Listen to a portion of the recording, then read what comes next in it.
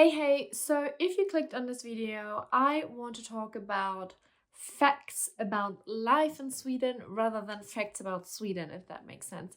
So it's quite a personal view. It's a few bits and bobs I discovered over the past 1 year and 5 months I live here. So if you also want to move here, or if you already live here, maybe you agree with some of the points I will mention here, or you will be maybe a little bit surprised what it is like to live here in Sweden and what are the little facts about life in Sweden. If you have followed me for a while, maybe a few facts I have mentioned here and there in some videos, but there's also things amongst my facts I haven't mentioned here on any of my YouTube videos. So this is going to be interesting. For you who don't know me, my name is Julie and I'm originally from Germany, but I moved here from London, UK with my British partner, and we have 2 daughters, 4 years old and 8 months old. I talk about life in Sweden, what it is here, all the ups and downs, all the seasons. I document our life here in Sweden, personal opinions, and I also like to talk to you guys. So if you want to leave a comment, if you have any questions, I'm happy to answer these questions and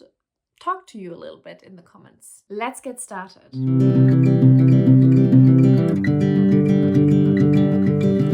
Let's start with the childcare cost. Sweden is quite affordable compared to other countries. At the moment, I'm observing what's going on in the UK, all the marches, because childcare cost is so expensive there, and I have experienced it myself before I moved to Sweden, and it's really difficult there. So looking at that, I really appreciate what Sweden offers here for parents. So if I compare UK with Sweden, I basically pay now in a month what I paid for 1 or 2 days in the UK. I mean, just imagine that. The whole month, where there's 1 or 2 days, not a week or anything, it was 1 or 2 days. You can literally spend all your salary on childcare cost in the UK. So that's a fact, that here it is really affordable. And if you wanted to move to Sweden, that's a big plus, because then you can actually work and enjoy work. You don't have to worry about it. Yes, there are a few rules around it. For example, you have to obviously work and full time, otherwise you get reduced hours, or you study full-time. When you're on maternity leave, you also have reduced times. There are a few rules around it, and that's okay. I mean, there should be rules around it. It can't always be perfect, like tailored to everyone's need, but yeah, that doesn't affect the fact that it's really affordable here in Sweden. Something I haven't mentioned in any of my videos, and we have only previously experienced it, is sickness day. So basically, when you are sick and you tell your employer you're not going to work because you're sick, you actually don't get paid. And that's quite interesting, because I've not really seen this in any other country. Maybe there are other countries doing it that way. But yeah, you don't get paid for that day. And any following days, you normally also don't get paid by your employer, and then the government takes over and pays the next days. So only on day 2 you get paid, and also you don't get your full salary paid. It will be a reduced amount. So that's very interesting. Definitely, if I compare that to the UK, you can be sick and you get paid, and I think up to 3 days you don't even have to show that you're sick, and then you have to go to the doctor and show, why you are longer sick and that kind of stuff. Yeah, here it's a bit different. So I don't know what I should think about that. I feel maybe you can just take it, 1 day sickness without any pay. So maybe it's there so people don't just take a sick day here and there every now and then. I don't know, maybe that's the idea behind it. And then one fact as well here, life in Sweden, and now it has started, it gets darker so much quicker. And I'm talking about the area around Stockholm. Obviously, in the north, it gets darker even earlier.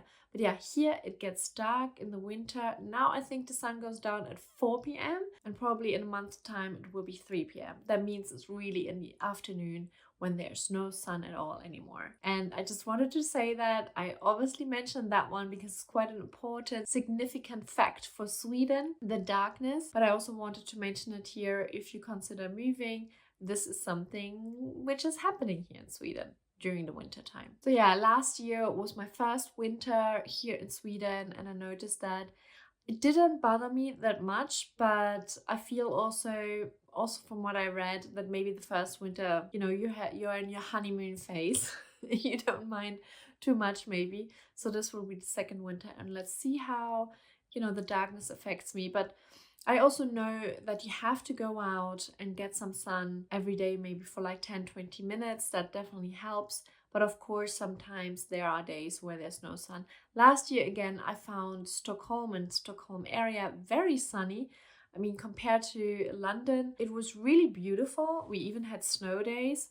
So if you try to make the most out of those days, that probably helps with coping that it gets dark so early during the day. So let's see how my second winter goes. I will definitely keep you updated. And another fact is about buying a house or a property, could be also an apartment. It's so fast. It's something really new to me. Better do it once you made the decision on the same day or maybe the next day, but that's already a stretch. So you normally have this bidding process for your property you want to buy. So it's possible that there may be other bidders, and if you're the winner, if you have outbid everyone and no one is bidding anymore, you are able to buy the house, but it's not your house until you really sign the contract.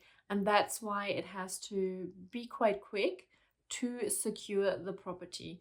And from both sides, normally that's kind of a desire, because there could be another offer coming in, and then maybe you lose the house although you won the bid, or vice versa. The seller wants you to sign very quickly so they know they have sold the house and no one can back out, basically. I think you can still back out, but obviously once you signed a contract, that comes with quite a bit of fees, so you really want to think about if you want to buy a house or not. So yeah, if you ever consider buying a house here in Sweden, you have to be aware that it can go quite quickly. Okay, this is also a super random fact, but maybe it could interest quite a few people if you're renting here a property in Sweden. So when you move out, you have to hire a professional cleaning company. Yes, I mean, it might not be a big deal, but I actually have seen quite a few comments in Facebook groups, for example, or forums where this was mentioned, where people were like, I cleaned everything and it looks really great,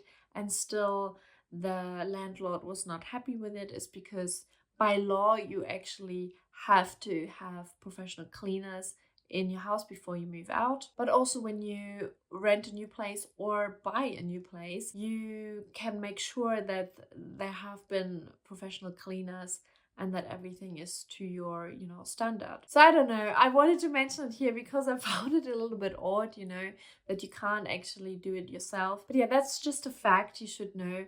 So don't even attempt to clean it yourself. And talking a little bit about housing, scams are a big thing here. And I'm so happy so far I've not been a victim of a house scam, but it happens. I've read a lot of stories about it, and I think I need to mention it here just in case you are going to rent a place here in Sweden. So by scam, I basically mean you are in touch with someone, maybe you have even seen the flat. So these days it's not only about don't buy a flat you haven't seen.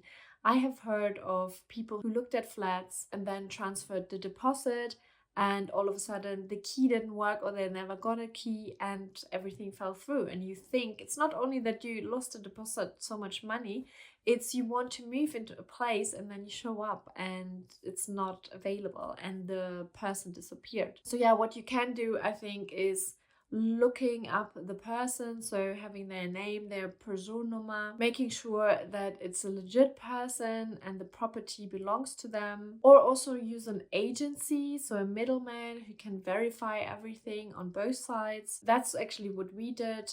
So we rented from a family and they used an agency. Also the deposit we transferred to the agency, so it didn't go directly to the landlord. That made me feel so much better. The downside of it, of course, was that they had to pay the agency, and that was actually part of our rent. So it was therefore a little bit more expensive. But yeah, if you come here and you want to rent a property, you really have to make sure it's not a scam. Okay, this is about a fact. about life here in Stockholm. So I'm mentioning particular Stockholm because I know it best, Stockholm and the area. It's about the location. And although I did my research, I had no idea how amazing it is. And yes, I did mention it maybe a few times before, but I have to mention it here as well for people who want to move here. This is something you really need to hear. Stockholm is amazing in terms of like nature and all these lakes Stockholm has, and then there's obviously also the sea. I had no idea that it makes me so much happier living closer to water. And there are also so many islands. I think it's called archipelago. So you have the opportunity to take a boat and then basically go island hopping. You will never get bored of visiting all these islands around Stockholm. I also love the views here. And of course, I'm talking about Stockholm and area, and I know there's so many more amazing locations in Sweden, but I really wanted to point out Stockholm because I know that quite a few people are moving to Stockholm just because the job market has more to offer than maybe other cities or even the countryside. So the next fact I wanted to mention is you have to have confidence, and it's related to the healthcare system. I heard this from other people's experience. I gave birth here in Sweden,